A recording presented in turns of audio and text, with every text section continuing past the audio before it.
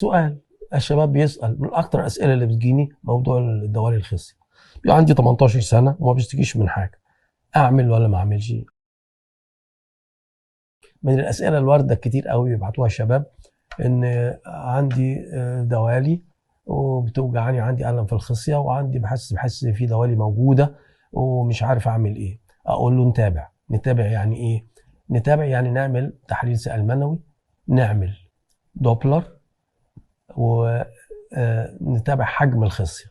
إذا لقينا في تغيرات في السائل المنوي من حيث العدد، من حيث الحركة، من حيث الشكل بتاع الحيوانات المنوية، نبتدي نفكر.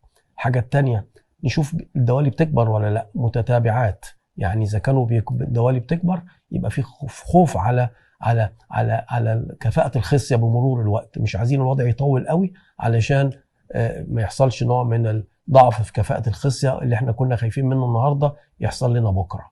ولذلك المتابعة مهمة قوي، لكن مش عشان عندي دوالي أعمل، لأن الدوالي 3 مراحل: مرحلة تانية وتالتة ورابعة، وكل مرحلة فيها معاها ارتجاع ولا لا، معناها الدم بيرجع في اتجاه معاكس ولا لا.